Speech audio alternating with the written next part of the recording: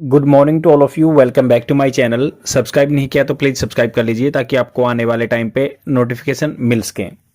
आज है 11 फरवरी 2026 और हम बात करेंगे द हिंदू न्यूज़पेपर के एडिटोरियल पेज के बारे में। यहाँ पे एक आर्टिकल दिया हुआ है, इसको हम डिस्कस करेंगे। अगर आपको न्यूज़पेपर की पीडीएफ डाउनलोड करनी है और उससे वहाँ से पढ़ना है तो वायु क्लासेस टेलीग्राम चैनल पे जा सकते हैं। यहाँ पे इंडियन एक्सप्रेस और द हिंदू न्यूज़पेपर की पीडीएफ फ्री में प्रोवाइड करा दी जाती है। तो स्टार्ट करते हैं न्यूज़पेपर डिस्कशन।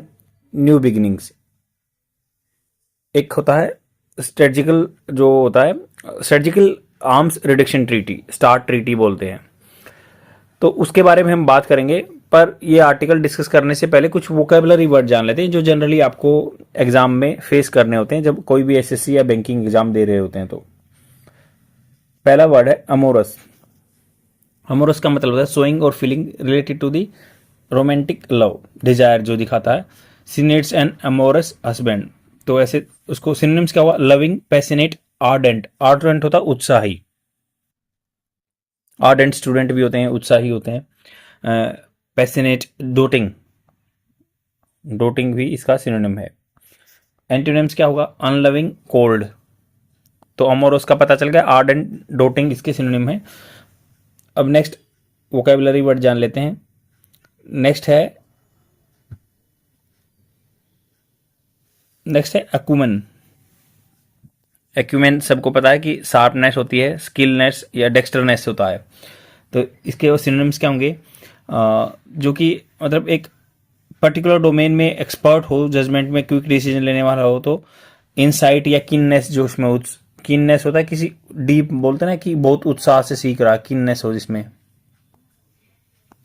किननेस हो गया। इनसाइट हो गया इंटेलिजेंस। सेगेसिटी, सेगेसिटी भी इसका सिनोनिम है, sagacity, sagacity. Antonyms dullness, stupidity, foolishness.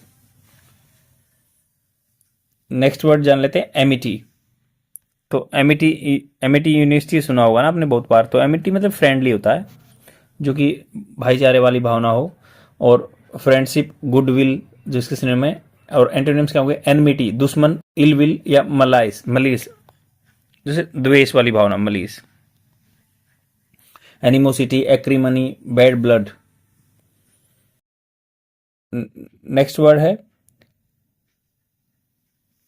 Anti डिल्यूवियन। Next word है एंटी डिल्यूवियन, UVIN। तो एंटी डिल्यूवियन का मतलब हो गया जैसे जो बिब्लिकल फ्लड आया था ना, उससे पहले ओल्ड फैशन कह सकते हैं। एंटी डिल्यूवियन मतलब पुरानी चीजें हैं, ऑब्सलीट हो गई, जो प्री हिस्टोरिक हैं। एंटिक्वेटेड, एंटिक्वेटेड, एंटिक्वेटेड होता पुरानी, प्राचीन जो चीजें हैं। तो एंटी डिल्यूवियन उसके सिनोनिम है।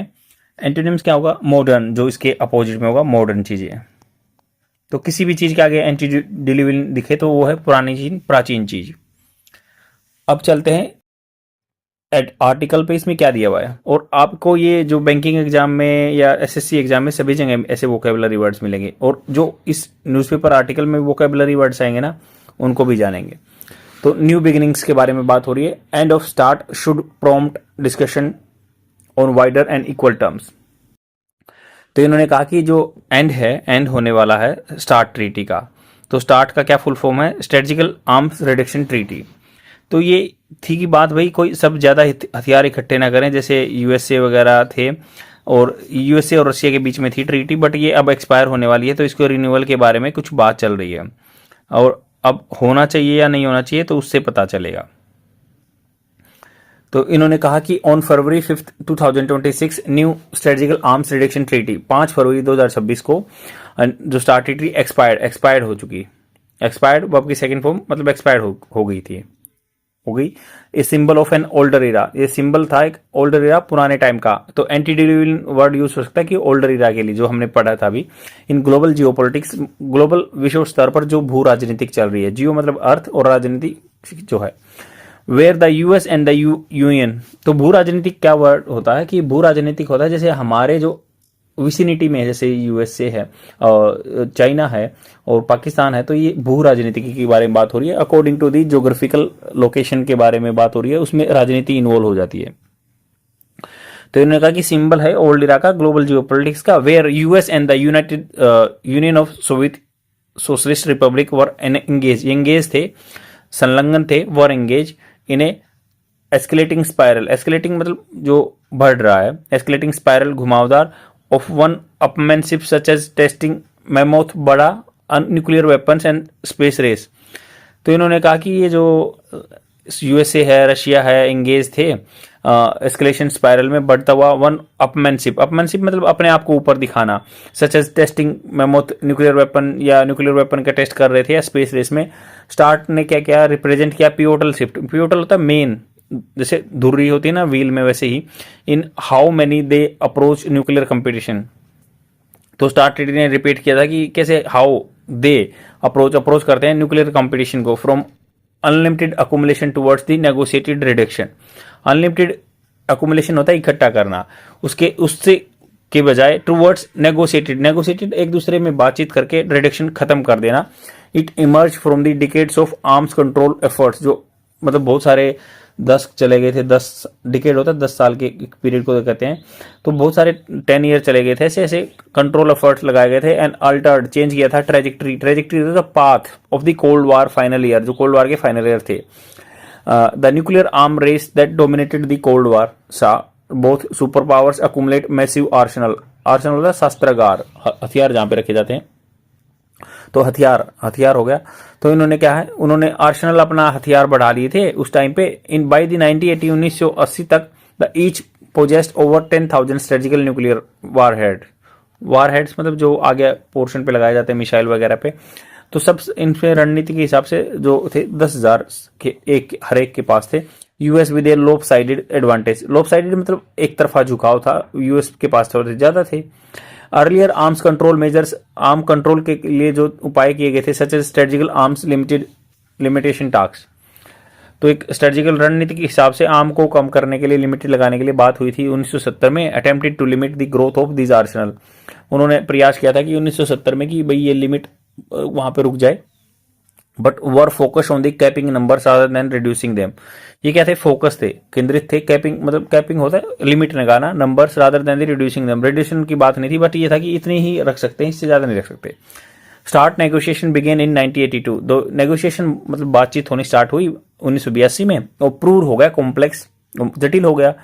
The treaty was not signed until July 1991, तो वहां पे एक दूसरे से नेगोशिएशन नहीं कर पाए थे, जुलाई 1991 तक साइन नहीं हो पाई। Just month before the soviet union collapse, soviet union का कोलैप्स हो गया था 1990s में। It represented the first agreement between the super powers to actually reduce strategical nuclear arsenal rather than merely limit their growth.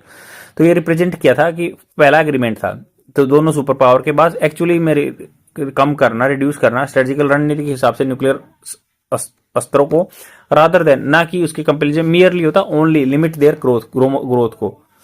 The treaty required each side to cut strategical warheads to 6,000, तो ये था 10,000 थे एक के पास, तो 6,000 पे लेके आने थे, कम करने थे और रिड्यूस करना था।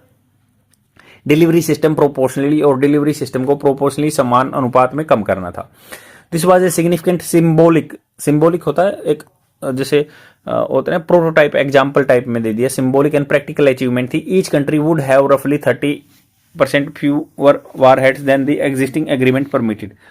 तो इन्होंने कहा कि ईच कंट्री के पास वुड हैव होंगे रफली 30% जो होते, 30% कम warheads than existing agreements permitted, जिसने एग्जिस्टिंग एग्रीमेंट परमिट करते थे।